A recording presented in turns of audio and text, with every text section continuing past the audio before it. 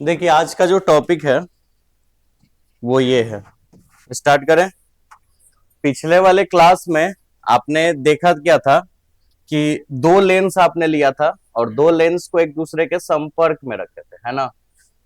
और संपर्क में रखने के बाद इसका हम लोग समतुल्य फोकस दूरी निकाले थे। अगला जो क्वेश्चन है वो पहले वाले क्वेश्चन से ज्यादा इंपॉर्टेंट है, मतलब एग्जाम में ज्यादा आने का चांस ये वाली है जो आज बता रहे हैं। और इसमें क्या है, जहां पे दो लेंस को हम एक दूसरे के संपर्क में रखे थे, अब यहाँ पे दो लेंस को हम एक दूसरे से थोड़ा अलग अलग रखेंगे, दूर दूर। ठीक है। और उसके बाद फिर से हम लोग समतुल्य समतुल्य फोकस दूरी और समतुल्य क्षमता ही निकालेंगे। लेकिन लेंस को पहले हमने संपर्क में रखा था, अभी हम लेंस को कुछ दूरी पे रखेंगे। तो टॉपिक आज का क्या है वो ये देखिए। एक दूसरे से एक दूसरे से डी दूरी पर, डी दूरी या कोई और दूरी भी ले सकते हो, एक दूसरे से डी दूरी पर स्थित, ठीक है, एक दूसरे से डी दूरी पर स्थित दो लेंसों की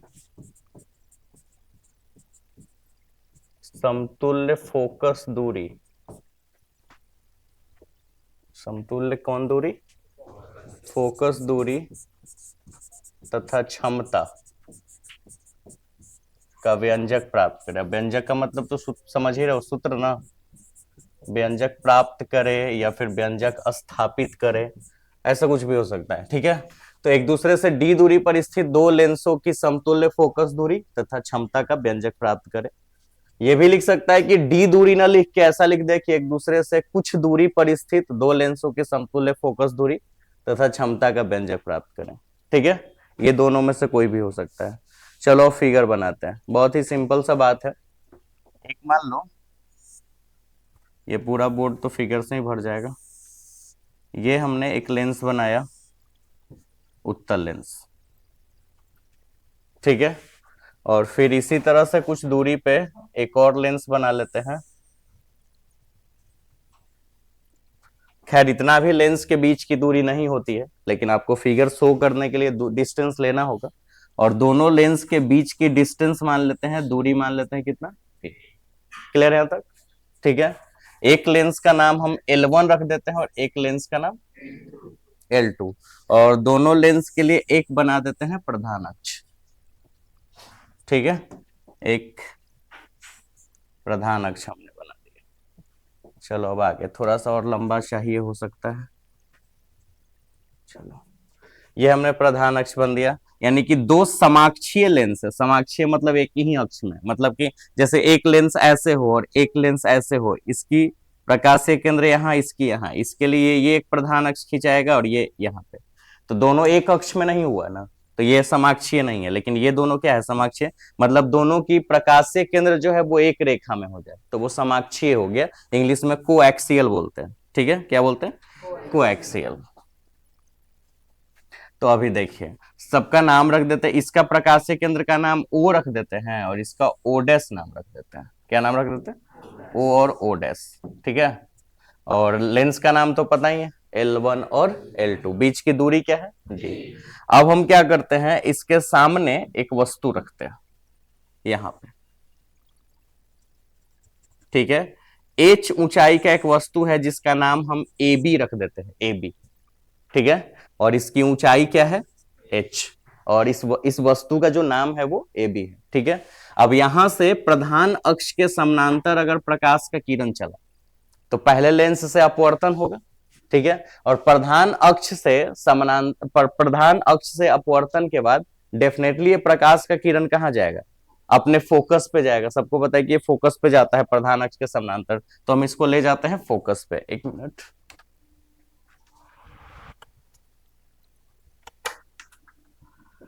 फोकस पे जाएगा। ठीक है।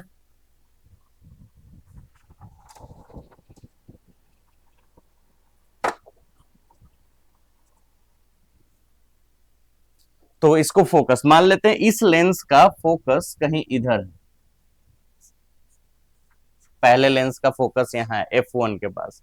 तो ये प्रकाश का किरण जाएगा यहां पे। ठीक है। थोड़ा लाइन तिरछा हो गया है, एक मिनट, स्केल यूज करते हैं।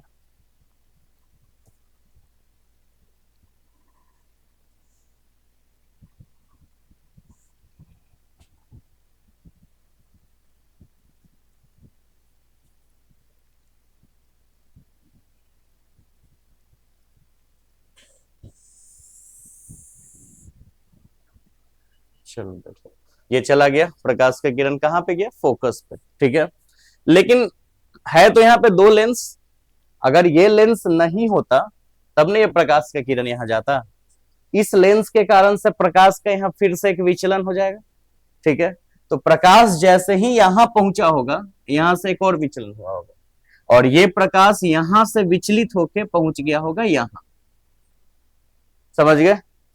तो अगर देखा जाए तो प्रकाश का किरण इधर तो नहीं जाएगा, नहीं हो जाएगा, इधर हमको डॉटेड डॉटेड लाइन देना होगा, चलो दे देते हैं।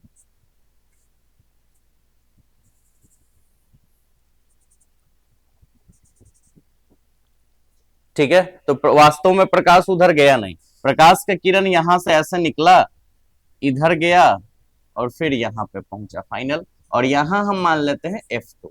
अब हालांकि ये F2, अब सोचोगे कि ये प्रधान अक्ष के समानांतर, इस लेंस के लिए भी ये प्रकाश का किरण अगर प्रधान अक्ष के समानांतर होता तभी नहीं ये फोकस पे जाता, लेकिन ये वाली प्रकाश की किरण प्रधान अक्ष पे तो है नहीं, प्रधान अक्ष के समानांतर तो है नहीं, तो फिर फोकस पे कैसे गया? तो वास्तविकता क्या है कि एक लेंस और दो लेंस के बीच की जो डिस्टेंस है ना, वो इतना भी ज्यादा नहीं होती है, दो लेंस के बीच की डिस्टेंस बहुत ही कम होती है, मतलब इतना थोड़ा सा, लेकिन इतना नजदीक बना देंगे तो आपको फिगर नहीं समझ में आएगा। अब सिंपल सा बात है, प्रकाश का अपवर्तन करना है, मान लो दो लेंस, आप चश्मा दुकान में गए हो जहां चश्मा बन गया, वहां पे जाओगे तो आपका आंख चेक करेगा, ठीक है, वो आपको एक पहना देगा और उसमें लेंस डाल डाल के दिखाता है, आगे पढ़ के देखो कि पढ़ने मतलब दिखाई दे रहा है कि नहीं, अगर दिखाई दे रहा है तो ठीक है, नहीं तो फिर दूसरा लेंस चेंज करेगा, और इस तरह से आंख जांच करता है। तो मान लो एक लेंस से काम नहीं चल रहा है, दो लेंस डाल रहा है, दो नहीं तीन डाल रहा है, तो एक लेंस यहाँ और एक लेंस डाल देगा दुकान के बाहर जाके, दोनों वहीं पे डालेगा, थोड़ा सा गैप डाल के, है ना, तो थोड़ा सा ही गैप होता है, लेकिन आपको फिगर यहाँ पे शो करना है तो मतलब हमको डिटेल में दिखाना होगा पूरा, तो बड़ा दिखाया गया। तो चूंकि ये प्रकाश नजदीक ही है, तो जब सॉरी ये लेंस नजदीक है, जब ये लेंस यहाँ पे नजदीक होगा तो ये प्रकाश का किरण इसके लिए भी एक तरह से प्रधान अक्ष के समानांतर ही जाएगा, लेकिन दूर बनाने के कारण आपको दिख रहा है कि ये तिरछा गया है, तो जाएगा यहाँ पे फोकस पे, और इस फोकस का नाम क्या रख दे, F2। फिगर आसान है, बन जाएगा। अच्छा, उसके बाद ये ऊंचाई h है, यहाँ पे भी कुछ ऊंचाई होगी, इस ऊंचाई का H1 नाम रखते हैं, ठीक, और यहाँ पे भी कुछ ना कुछ ऊंचाई होगी, इस ऊंचाई का नाम S2 रख देते हैं, कुछ और नाम भी रख देते हैं, इस पॉइंट का नाम रख दे C, वो तो यहाँ रखा ही हुआ है, और यहाँ नाम रख दे D। फिगर आपका कंप्लीट हो गया, ठीक है। अच्छा, एक और चीज हम आपको इसमें शो करेंगे, और वो क्या कि अगर ये लेंस नहीं होता तो ये प्रकाश ऐसे सीधे चला जाता, सीधे चला जाता, लेकिन प्रकाश की किरण मुड़ा है, यानी प्रकाश अपने मेन दिशा से विचलित हो गया, तो कुछ ना कुछ कोण बनाया होगा ना, तो इस कोण का हम नाम Δ1 रख देते हैं, Δ1। उसके बाद फिर यहाँ पे जब आया तो प्रकाश यहाँ सीधे ना गुजर के प्रकाश इधर गई, तो यहाँ पे भी एक कोण बना होगा, इस कोण का नाम हम Δ2 रख देते हैं। हो गया, फिगर कंप्लीट, बन जाएगा ऐसे फिगर, पक्का सब लोग बना लोगे? बहुत आसान है, करना क्या है, देखो एक लेंस यहाँ लिए, एक लेंस थोड़ा दूरी पे लिए, बीच की दूरी क्या रखे, अच्छा अब ये प्रधान अक्ष ना, एक वस्तु रखे, यहां से ये गया विचलित होके फोकस पे गया ना F1 पे, और यहां से विचलित होके फिर, तो ये डॉटेड डॉटेड हो जाएगा। अच्छा, उसके बाद इधर सीधे ना जाके कोण बनाया कितना, और यहाँ पे कोण बनाया, और ये ऊंचाई, ये ऊंचाई, ये ऊंचाई, क्लियर, समझ गए? अब चलो मान लेते हैं, माना कि ठीक है, दो उत्तल लेंस जिसकी फोकस दूरी क्रमशः F1 और F2 है, ठीक है, एक दूसरे से एक दूसरे से डी दूरी पर स्थित है, डी दूरी पर स्थित है। क्लियर है? अच्छा, फिर माना कि एक वस्तु ए बी, एक वस्तु, एक मिनट थोड़ा सा, एक वस्तु माना कि h ऊंचाई की एक वस्तु, कितनी ऊंचाई? h ऊंचाई की एक वस्तु, ठीक है, प्रधान अक्ष पर, अच्छा एक और नाम दे देते हैं तो ज्यादा बेहतर रहेगा, ए बी नाम रखा था ना वस्तु का। माना कि h ऊंचाई की एक वस्तु, माना कि h ऊंचाई की एक वस्तु ए बी, ठीक है, प्रधान अक्ष पर लेंस L1 के सामने स्थित है, ठीक है, जिसका चित्रानुसार अपवर्तन होता है।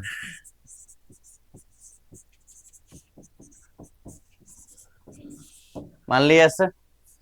अब कुछ विचलन कोण वगैरह मानने की जरूरत नहीं है, ये तो यू ही होगा ना, यू वस्तु दूरी, हालांकि यूज नहीं आएगा। चलो अब आगे देखते हैं। अच्छा यहां कुछ मान लेते हैं, यहाँ एन मान लेते हैं, एन, तो इस कोण का कुछ नाम हो जाएगा, देखो एन सी डी, एनसीडी का कोण नाम हो जाएगा डेल्टा वन। तो यहां लिख लेते हैं, माना कि एंगल एनसीडी था ना, कितना है एंगल, और एक और कोण है उसको भी मान लेते हैं, ये वाली कोण, तो ये कौन हो जाएगा F1 D F2, F1 D F1 D F2, इसको हमने क्या माना है, समझ गए? क्लियर? अच्छा तो ये आपका कंप्लीट हो गया लिखने वाली बात। अब प्रूफ, पहले फिगर, हर डेरिवेशंस को आपको एग्जाम में कैसे बनाना है, आपको हेडलाइन देना है। यहाँ पे हेडलाइन क्या था, आपको क्वेश्चंस ये मिला ना, तो आप ये पूरा क्वेश्चंस थोड़े लिखोगे, ठीक है। ये तीसरा क्वेश्चन है शायद आपके लिए, चौथा है, पहला क्या था, गोलीय सतह से, दूसरा लेंस मेकर सूत्र, और तीसरा वो संपर्क में रखे, है ना, तो ये 4 नंबर, तो भी आई, ये चौथा है, ठीक है। तो आपको बस लिख देना है कि एक दूसरे से डी दूरी पर स्थित दो लेंसों की समतुल्य फोकस दूरी का व्यंजक ज्ञात करना है, नहीं लिखना है। हेडलाइन दे दिए, फिगर ड्रॉ कर दिया, ऐसे फिगर अच्छे से साफ सुथरा ड्रॉ करना है, उसके बाद से फिर उसके बाद आपको ऐसे लिखना है, ये सब मान लिए। अब आपको डेरिवेशन करना है, ठीक है, बहुत आसान है। चलते हैं पहले लेंस L1 के लिए, किस लेंस के लिए, L1 लेंस के लिए।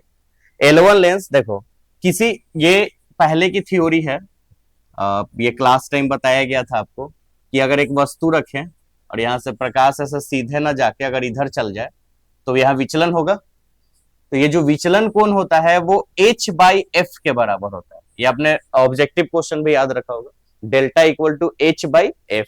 H क्या है, तो ये वस्तु की ऊंचाई, या तो ये वाली, आप ये वाली ऊंचाई, मतलब जितना ऊंचा आपतित होता है ना प्रकाश, वो H की ऊंचाई हो गई, और इसकी फोकस दूरी, लेंस की फोकस दूरी, इसको डिवाइड करेंगे तो डेल्टा का वैल्यू निकलता है।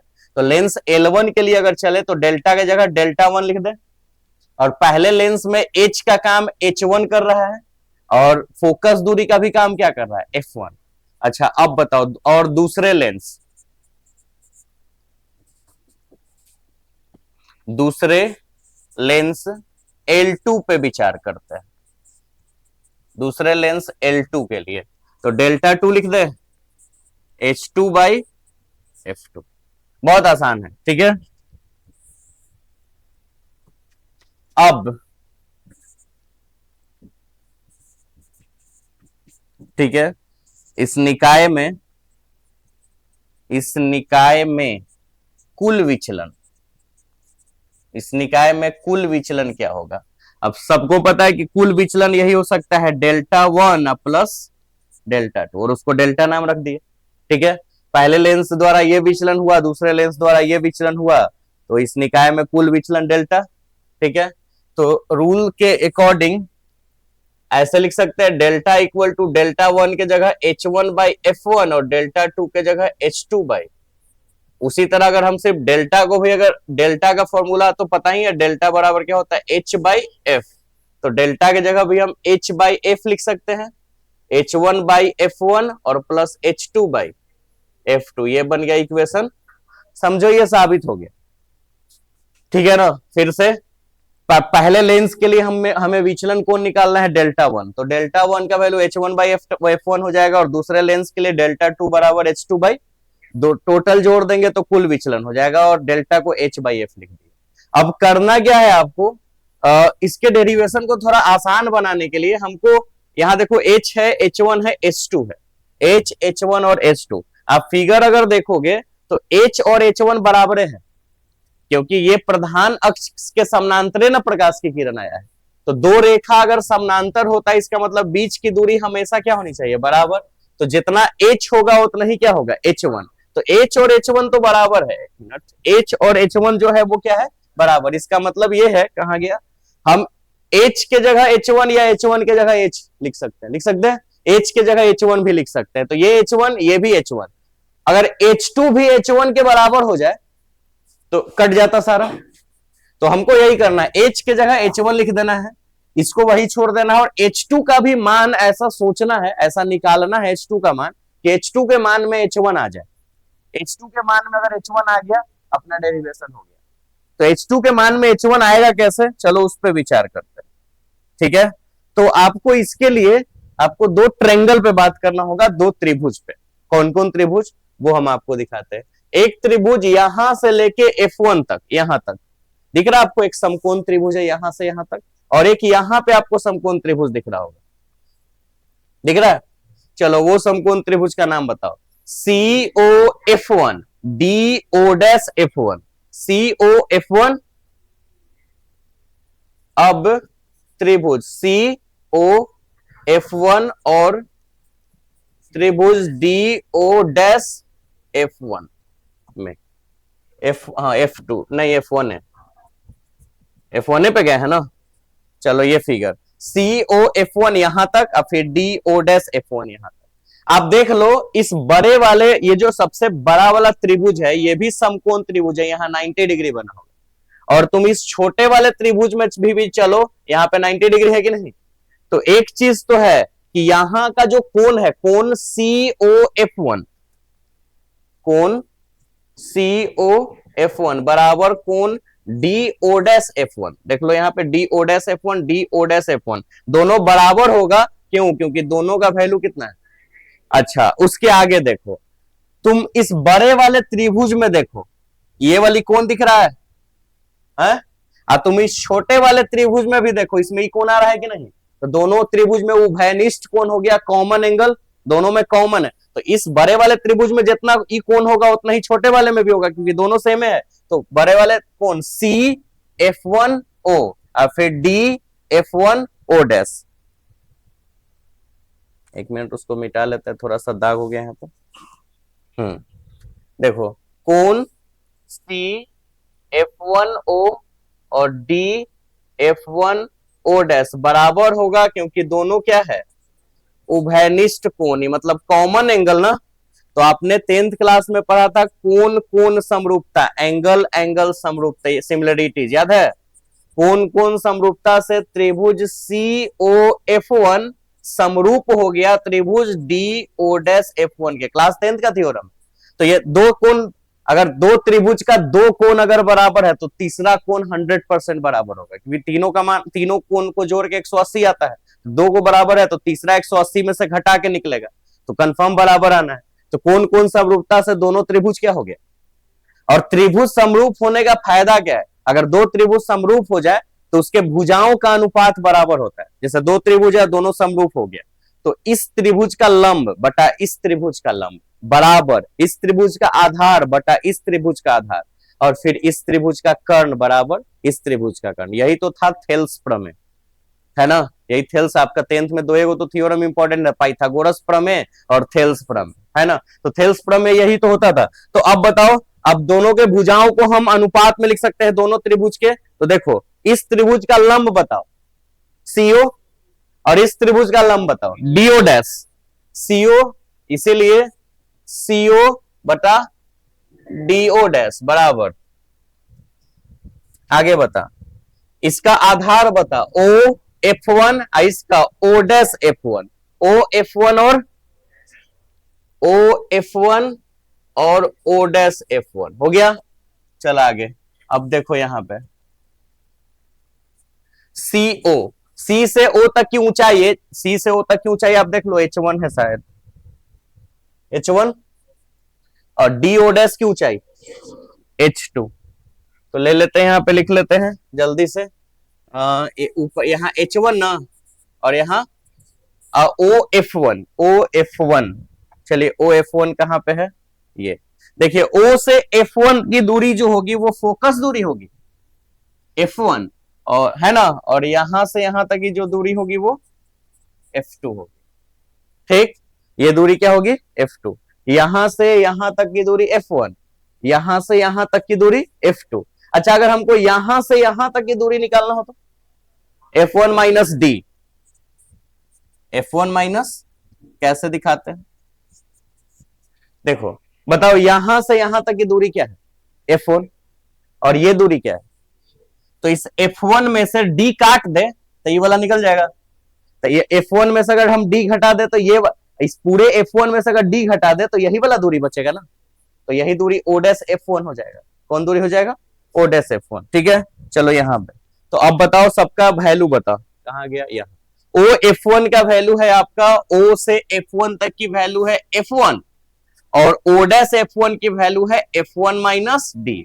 हमको वैल्यू चाहिए H2 का, H2 का वैल्यू निकालने के लिए H2 ऊपर कर देते हैं, H1 नीचे कर देते हैं, इसीलिए F1 माइनस डी भी ऊपर हो जाएगा और F1 नीचे। अब H2 का वैल्यू क्या होगा, H1 उधर मल्टीप्लाई में चल जाएगा, F1 माइनस डी बटा में F1। अब चलते हैं समीकरण 1 से, H2 का वैल्यू हमने निकाल लिया ना, समीकरण 1, समीकरण 1 में हमने ये छोड़ा था H by F, H1 by F1 plus H2 by, यही था ना। चलो एक बात बताओ, H और H1 बराबर है क्या, है ना बराबर, तो H के जगह पर हम क्या लिख सकते हैं, H1 बाई क्या, फिर H1 F1 को वही छोड़ देते हैं प्लस, अब H2 का वैल्यू, H2 का वैल्यू बताओ, ये वाली कितना, H1 F1 minus D, H1 F1 minus D divide में, डिवाइड में F1 भी ना, और उसके डिवाइड में F2, नहीं समझे, अरे H2 बटे F2, तो H2 का वैल्यू तो हमने इतना लिख दिया, लेकिन बटा में को F2 भी है ना, तो H1 का वैल्यू लिखने के बाद F2 भी लिखना होगा ना, लिख दिए। अब चलो इसी को सॉल्व करना है, H1 तो कॉमन हो जाएगा, नहीं इधर H1 कॉमन ही होगा, तो 1 बाई F1 बचेगा, यहां कॉमन होगा, हाँ H1 क्या बचेगा, F1 माइनस, पीछे जिंदा है ना कि मर गया, आवाज नहीं निकल रहा, क्या कॉमन लेने के क्या बात क्या बचेगा, F1 माइनस डी बटा F1 इंटू F2, क्या अभी जिंदा हो गया नहीं, गधा कहीं का, आ जाता सुबह सुबह खाली बैठे। चल बताओ क्या क्या बचा, 1 by F, 1 by equal to 1 by F1 बचा, और बताओ क्या बचा, F1 minus D, F1 minus, अब बटा में F1 इंटू F2। अब बताओ इसको हम ऐसा कर सकते हैं, F1 बटा F1 into F2 minus D बटा में F1 इंटू F2, नहीं कर सकते, F1 से F1 कैंसिल होगा, क्या बचा, 1 by F equal to 1 by F1 plus 1 by F2 minus D बटा F1 इंटू, निकल गया फॉर्मूला। तब बताओ क्या क्या चाहिए हमको समतुल्य फोकस दूरी निकालने के लिए, पहले लेंस की फोकस दूरी, दूसरे लेंस की फोकस दूरी, और दोनों लेंस के बीच की दूरी चाहिए। ठीक है, फॉर्मूला पता चल गया, 1 by F equal to 1 by F1 plus 1 by F2 minus D बटा F1 इंटू F2। अच्छा, यह है समतुल्य फोकस दूरी का व्यंजक है, समतुल्य फोकस दूरी का क्या है, व्यंजक है यानी सूत्र है। अच्छा, अगर समतुल्य फोकस दूरी का व्यंजक ना कह के समतुल्य क्षमता कहता, समतुल्य क्षमता का व्यंजक, तो यहां से एक नोट पॉइंट बनाते। क्या था वो नोट पॉइंट, वो देखो।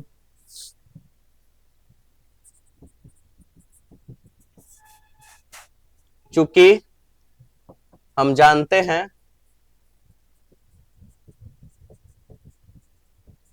क्या जानते हैं, तो लेंस की क्षमता का नाम आपने सुना है, पढ़ा भी है। लेंस की क्षमता होता है P बराबर 1/, तो इसीलिए प्रथम लेंस L1 के लिए, अगर प्रथम लेंस L1 के लिए बात करें तो P1 इक्वल टू 1/f1 हो जाएगा, और अगर हम 1/f2 लिखा गया f1, और द्वितीय लेंस L2 के लिए P2 बराबर 1/f2। सो उस फॉर्मूला पे बैठा दीजिए, 1/f के जगह P लिख सकते हैं, 1/f1 के जगह P1, 1/f2 के जगह P2 माइनस डी के बाद फिर 1/f1 1/f2 है, तो 1/f1 के जगह P1, 1/f2 के जगह P2। तो यहां पे P1 लिख देते हैं और यहां P2 लिख देते हैं। ओके, ठीक है। तो ये डेरिवेशन कंप्लीट आपका। एक और दो चीज मिसिंग है, उसको लिख देते हैं। क्या, ये हमने माना था ना, यहां पे ये भी लिख देते हैं। O F1 की वैल्यू है, O से F1 का वैल्यू हमने F1 स्मॉल f1 माना है, O डैश F2 का वैल्यू हमने F2 माना है, और O डैश F1 का वैल्यू हमने F1 माइनस डी माना है।